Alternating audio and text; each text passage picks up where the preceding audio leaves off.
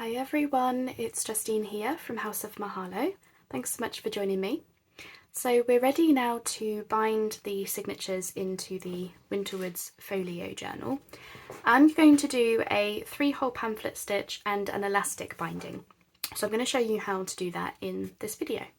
So before we dive in, I just want to quickly show you, these are the notebooks that I'm going to include in the journal. They're not bound together yet, but I just wanted to show you.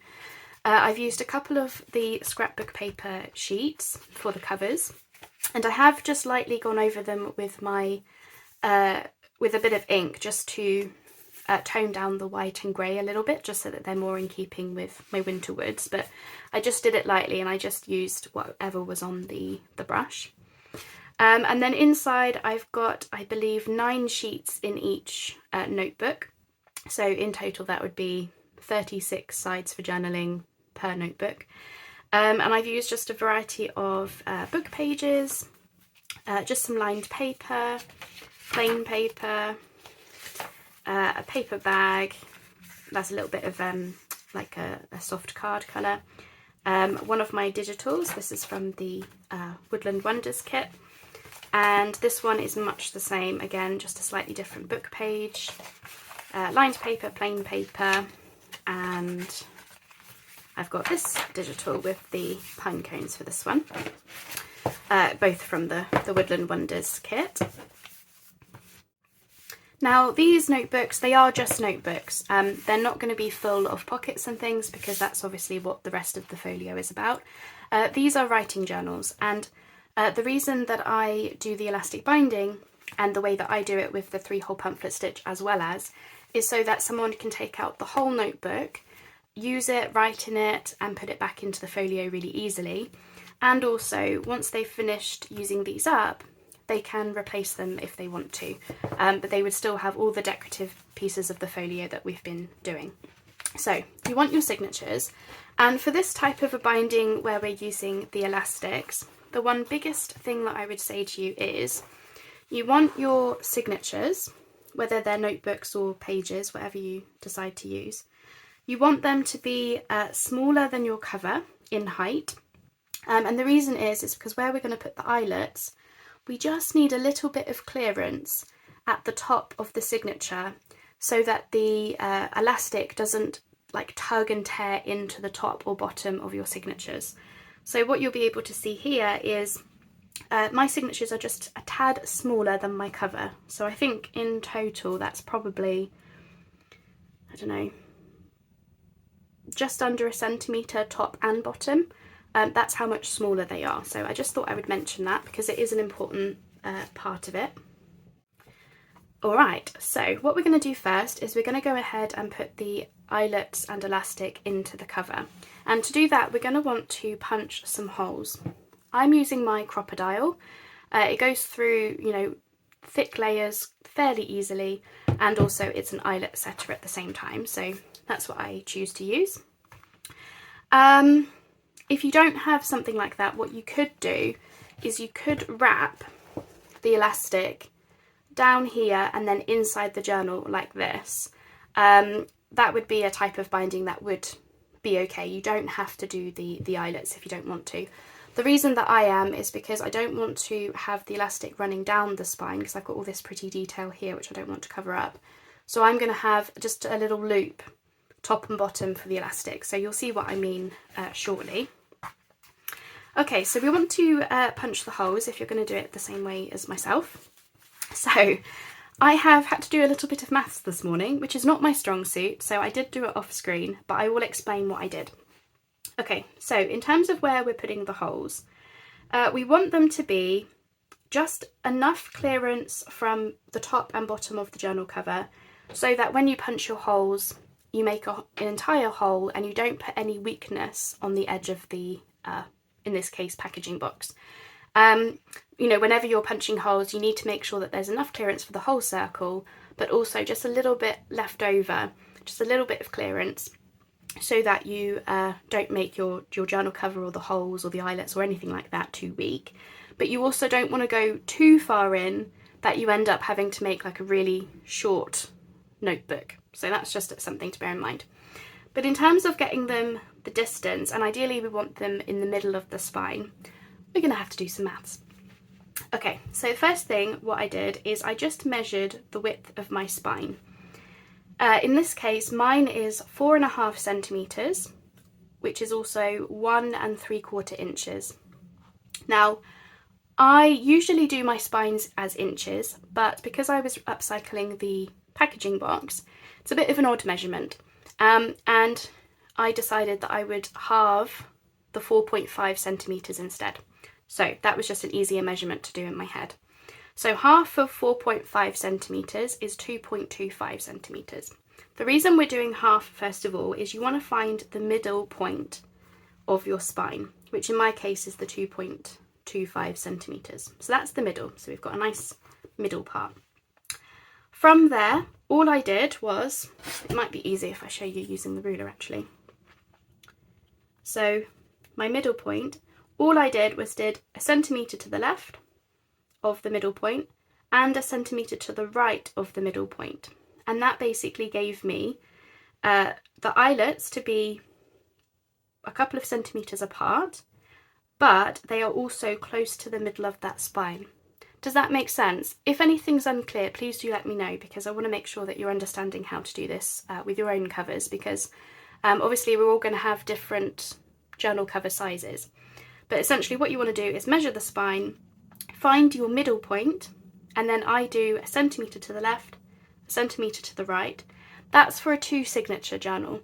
If you're doing a 1 signature journal, you just need to find that middle point, and that's where you'd punch your hole.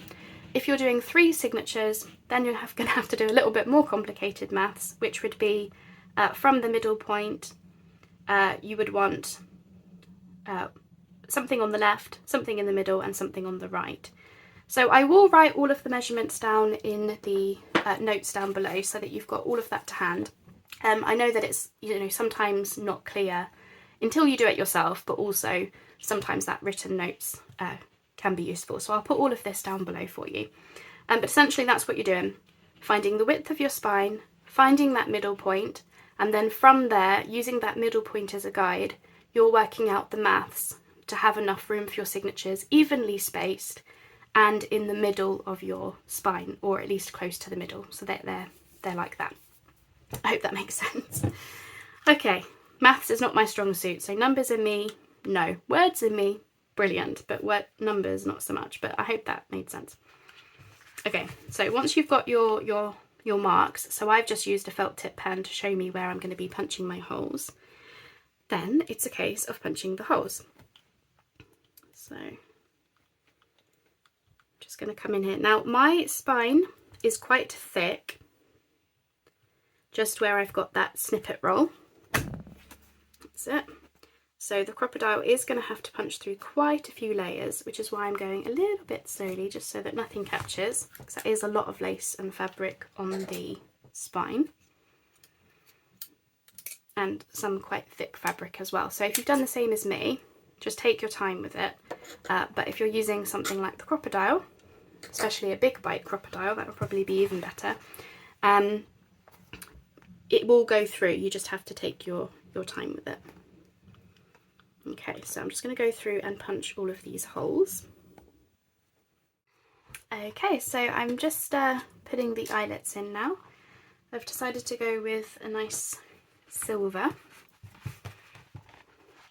I admit it was a little bit tricky to punch the holes because there is quite a lot of layers in this snippet roll, and also the spine itself is quite thick, but just taking my time, I was able to do it, you know, just fine. Okay, and there we go, that's my 2 eyelets. They're probably not perfectly in line, but they are definitely good enough for me. Just do those a little bit tighter. There we go. Okay, and then the last thing that I like to do is just check on the inside, just in case there's any little bits of lace or fabrics that I just need to like tidy up or snip out of the way. Sometimes you might find that there is, especially with, you know, thick layers and lots of fabrics and things. So I'll just tidy this up a little bit. Okay, so now I'm going to get my elastic. I've had this for a while actually. I use it for a few different projects, often, you know, for this binding, but I'll use it until I've not got any left. So I want to do 1, 2, 3, roughly about 4 heights of my cover, and that's because we are doing 2 signatures. So you want 2 heights, the length of your cover, per signature. So 4 lengths if you're doing 2 signatures, 6 lengths if you're doing 3 signatures, so on. Okay, and we're going to take any hole, so I'll just go with this one. So I'm just going to run that elastic through there, and I'm going to come over to the one next to it, because what I want to have is, rather than having the elastic coming down and taking away from all of this prettiness, I would rather have a very smart little loop going on. I did this for my Edith Holden journals recently, and I think it looks really, really smart like that. So we've got that. Okay, and then we want to take one, so let's go with the left hand side. I'm going to come down the bottom and out to the front, just pull that through, and then this little loop end here, we're going to come in from the front into the inside. So you've got these 2 loops going on. Can you see those? Then you want to bring your elastics together, and we're just going to tie a knot. So we want to do them, we want to pull relatively tight, but not so tight that we put pressure on our cover or our signatures or anything. So what I do is I just do a quick knot, and then I just do a little check. And I will admit, it's trial and error and practice for when you know that it's about right. So for me, what I'm looking for is just a nice snap like that. So I'm going to leave these along for the moment, just because if I do need to make changes, then, you know, I've still got a length to do something with. But essentially that's where we're going to slip our signatures in. So I'm going to put that to one side, because that's all we need to do with the cover. Okay, so I'm going to do a 3-hole pamphlet stitch for these notebooks now, and the reason that I'm doing that is so that, as I mentioned, someone can take the whole notebook out when they're ready to write in it. Obviously they can leave it inside the folio, but if they did want to take it with them somewhere, then they can. Okay, so I'm just checking all of my papers are in line with each other, which I believe they are. So I'm going to use my bookbinding cradle. This is in my shop. I know some of you have this already, and I know lots of you are loving using it, which is amazing. But I will show you how to do this without one of these as well. So we're just going to put 3 holes right the way through our signature, like that. But if you don't have one of these, then you can do it without. So this is my other one. So we're going to take our awl, aim for middle-ish, and we're just going to fold the cover down slightly and just push the way through. Okay, and again we want to come sort of like an inch roughly from the bottom here, closing the book and pushing through. The reason we close the book is that's what helps get your pages right into the spine, so you get the holes right there in the spine rather than wiggly or anything like that. Obviously with a bookbinding cradle, so this is the one my husband has designed, with something like this, it's got this pointy edge, which is what helps guide the pages into the right place. But you can do it without, by just closing the book on yourself. That's what you saw me doing with that one. Okay, so we're going to take our thread and we're going to go in through the middle hole. And we're just going to leave a tail long enough so that we don't lose our thread. and then you want to come in through either the top or bottom hole from the outside in. And I'm just going to take that clip off because sometimes you need to guide the needle through. Oh, okay, that has come through, brilliant. So I'm just going to pull that, and then we're going to come out through the other hole. So this is a 3-hole pamphlet stitch. It's a very, very common junk journal stitch binding method. It's easy to do, and it's perfect for notebooks like this where it's strong enough, sturdy enough for this type of a simple notebook. And then we're just going to come in through that middle hole. I'm sure many of you have seen this before. Some of you have even probably done this binding method before, but I just wanted to show you the process for those who might be new. You know, new people are discovering this wonderful hobby all the time. So okay, so I'm just going to pull that off so I don't stab myself, and get rid of my paper clip. So now I'm just going to just pull that snug, and you want one tail on one side of your middle string and one tail on the other side. And I'm just going to pull those. I'm just going to check. What I'm looking for is a little bit of a snap. Okay. Because you want your pages to be snug, but not so snug that you tear through anything. So I'm just going to do a knot and another knot. But they need to be snug, but not too snug. So it does take practice. And then I think I'll do a bow.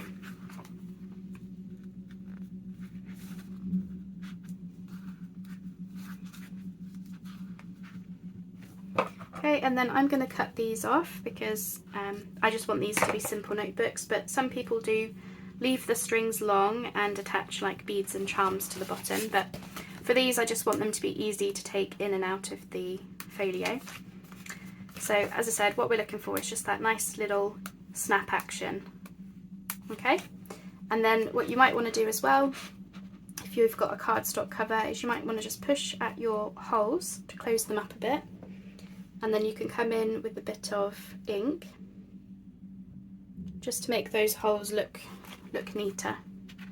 And then you might want to cover up your strings with some kind of like lace or crochet along the spine, which I may very well do. And then I like to come in and just check through the pages, make sure everything's looking good, everything's nice and flat, where it's supposed to be, etc. And then sometimes I'll just run my finger along the backs of these holes if they're looking a little bit sharp or what have you. That paper bag is a pocket, by the way.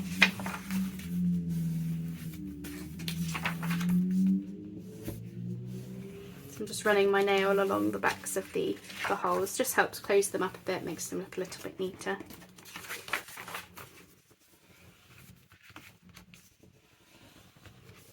Okay, there we go. Okay, I've got the other one sorted. I just did a 3-hole pamphlet stitch for that one. And now it's a case of we can just slip these in. So I still need to obviously finish off the left and right panels, but I just wanted to show you how easy it is just to slip them in and out. As I say, I may very well add lace or crochet to the edges of those notebooks. So what I'm looking for is I'm just slipping these in. I'll go the other way, it might be easier. Because then I can check whether my elastics are tight enough.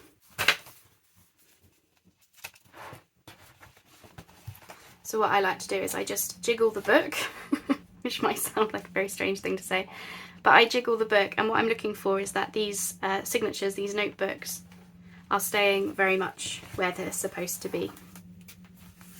There we are. I might very well decorate these up a little bit. I haven't fully decided yet, but now we've got our 2 notebooks in, and there's a nice bit of space in between so you could always add something else there if you wanted to, but in this case I'm not going to, because we have got all of these beautiful panels to put in, which will be the next step. So all I need to do now is just glue this whole panel, one here and one in the back, and then just do a few finishing touches, and that will be the folio finished. That's how we're looking. That's nice, you can see the cotton there as well. There we are. Yeah, so I think I probably will put some lace down there. I might very well do a little bit of decorating on these. Maybe just a little bit of a something. But we'll have to see. So thank you for joining me for that. I hope that you found it useful to see how I go about doing the elastic binding. So as I mentioned, we've done the eyelets and the binding like so to give you this little loop, and the two notebooks now can be taken in and out of the journal when somebody wants to work on them. Equally, everything is laying, you know, relatively flat, I think, so if they wanted to use it like this they could as well, but it was more just the fact of I like that removable look to it. So thank you very much for joining me. So that was the last video showing you this Winterwoods project. The next video you'll see for it will be the flip through, once I've done all the little finishing touches, which I don't think there's much more to do, to be honest.